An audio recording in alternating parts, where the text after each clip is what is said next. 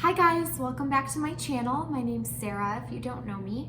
I started this YouTube channel to follow my journey becoming a single mother by choice and going through IVF, as well as getting diagnosed with endometrial cancer and PCOS. So if any of those topics interest you at all, please be sure to hit the subscribe button and click the notification bell if you would like to be updated whenever I upload a new video.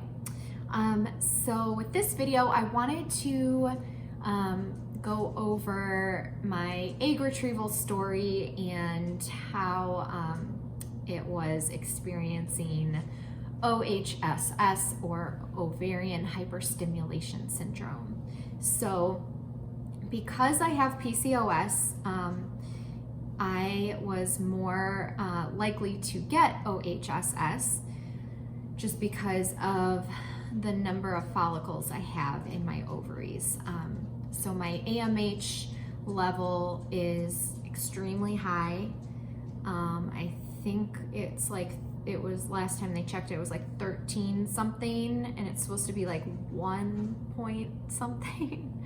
So it's ridiculously high, which, I mean, I guess there's pros and cons to that. So basically, if you have PCOS, you are more likely to get a lot more eggs in an egg retrieval, but you are also more likely to develop OHSS, which is what happened to me. So I had my baseline ultrasound and blood work done at the end of July, and on July 30th, I started my stimulation meds. So I started off with Gonal F injections every night in the stomach. And I would say after the first shot I did, I was surprised at how easy it was. Like, I thought it would be a lot more painful. But once I did it like a couple times, I felt like a pro. So the shots themselves were not as bad as I thought, but I definitely started feeling the effects of the hormones pretty quickly. Within a couple days, I started getting really emotional over the tiniest things.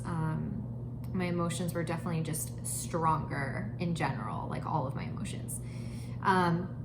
So every 2 days or so, I would go in for ultrasound and blood work, and basically my estrogen level was ridiculously high. So it spiked really quickly and basically just went up exponentially. I believe the last time they took my blood and measured my estrogen level, which was a few days before my egg retrieval, my estrogen level was almost 15,000. It's, I think, only supposed to get to like a couple thousand. So it was ridiculously high. The nurses on the day of my egg retrieval even said that they had never seen an estrogen level that high before.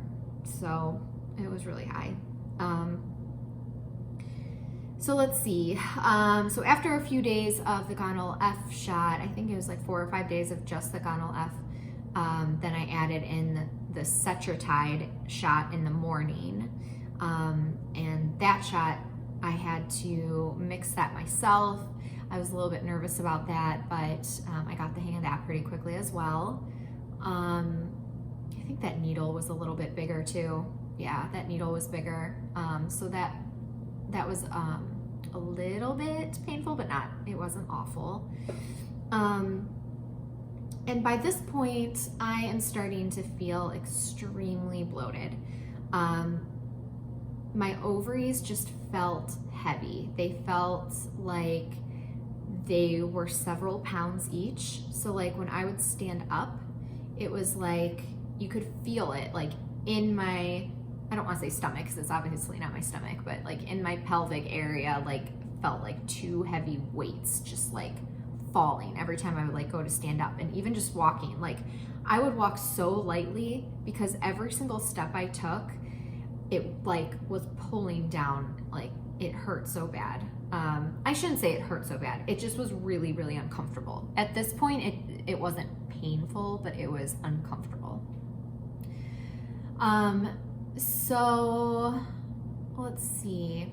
On my last ultrasound, when they finally said that I was ready for my egg retrieval surgery, the nurse or the ultrasound tech said that she saw about 80 follicles. Like, she said she thought she saw about 40 on each side, on each ovary. And also at this point, my ovaries were touching. So they call those kissing ovaries. So they were so big that they were touching. They were about the size of grapefruits, I was told. So if you imagine when a normal ovary is only about like this big, and mine were like this big each. I looked about 5 months pregnant. I was huge and so unbelievably uncomfortable. I started getting shortness of breath a couple days before, probably about 3 days before my egg retrieval. And I was just so anxious to have my egg retrieval over because I thought at that point I would start getting some relief, that the bloating would go down and I could start getting back to feeling like myself again. So after my egg retrieval, I woke up and I did not feel any less bloated. I felt like I was having a much harder time breathing. My blood pressure was really low. They were monitoring that really closely, and they kept telling me that I needed to take deeper breaths, but I couldn't. I tried really hard, but it was like I couldn't inhale or exhale completely. I felt a little nauseous, and I never get nauseous from anesthesia, so it wasn't that.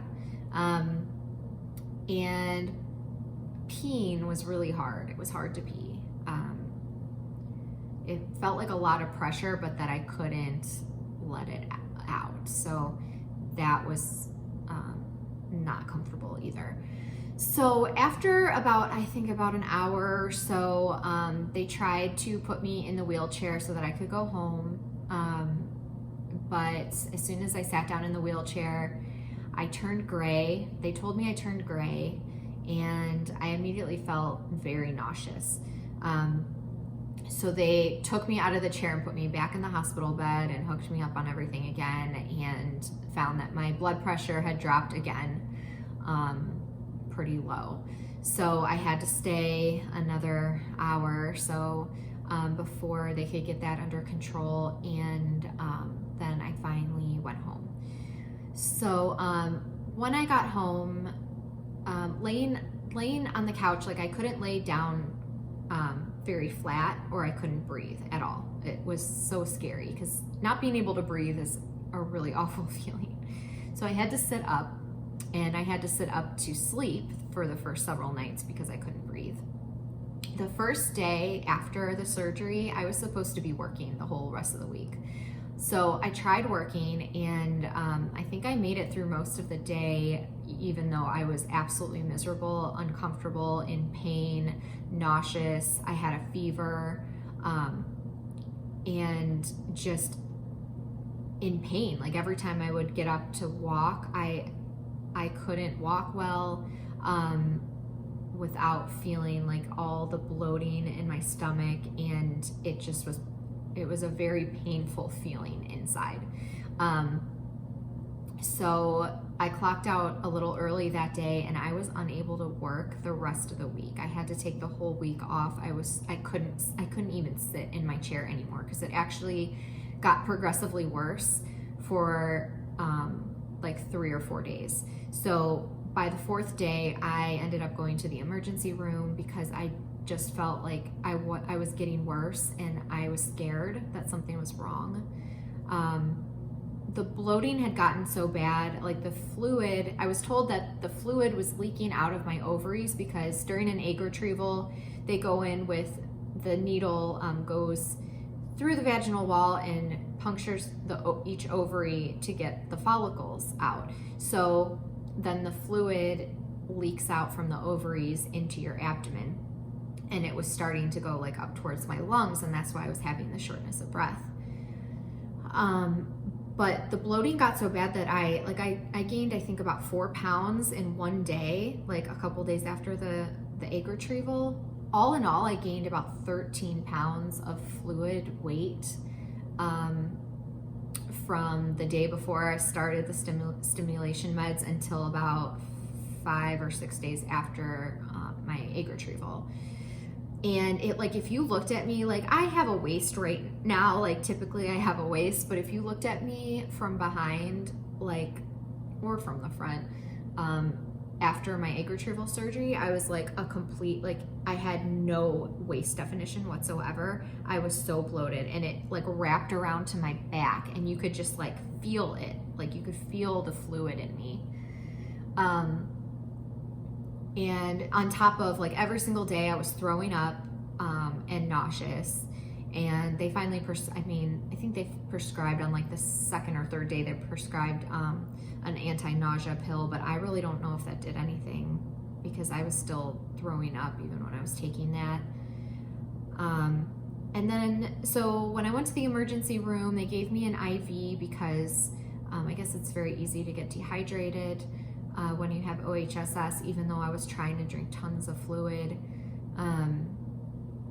And it seems counterproductive to drink a lot of fluid when you have a lot of fluid in your body, but it's not in the right place, so you still need to make sure you're drinking a lot. But at the ER, they did some tests. So they did an ultrasound. My ovaries were still touching, still huge. And they looked to see if I had enough fluid to actually drain, but they said I didn't. So after the IV that they gave me, I think they did some sort of like x-ray or something too, but I don't even remember. I was so out of it, I don't even remember what they were looking at for that. But they told me that it should get better soon and I wasn't in any danger. They ran some blood tests, and they said that I should start feeling better like the next day or the day after. And I did. I would say after about a week, I started feeling a little bit better, but it was several weeks, at least 3 weeks before my ovaries actually went back to normal. So I went back for an ultrasound a couple of weeks later. Because I had to wait until I got my first period after the egg retrieval, and they warned me that it was going to be probably the worst period I ever had, and it was. The cramps were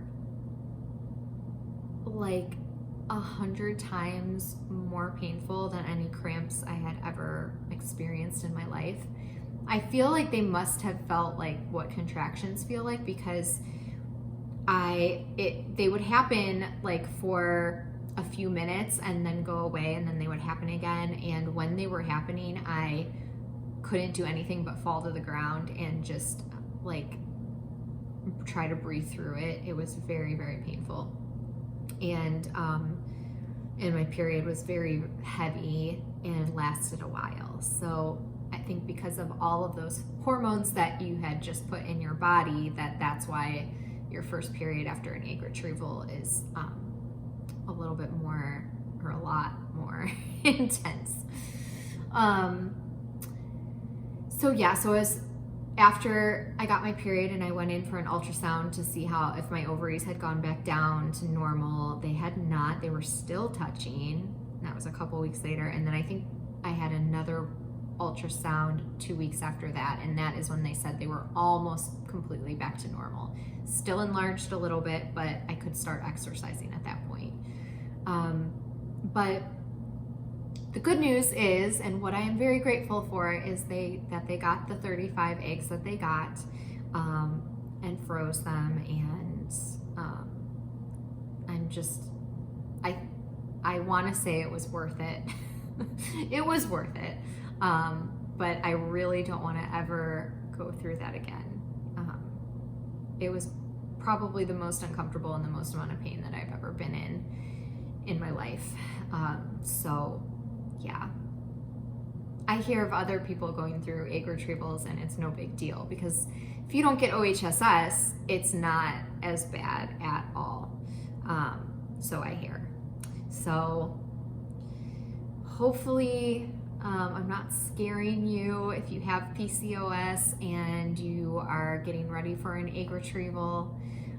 Hopefully it doesn't happen to you. I know it doesn't happen to everybody that has PCOS. It's just something that can happen. So I was a lucky one to get it. So that's about all I wanted to cover on this video.